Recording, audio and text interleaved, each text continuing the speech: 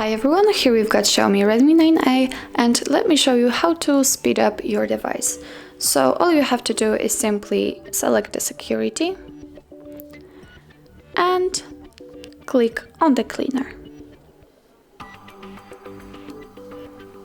Click on agree, and as you can see, the cleaner now is counting the trash size.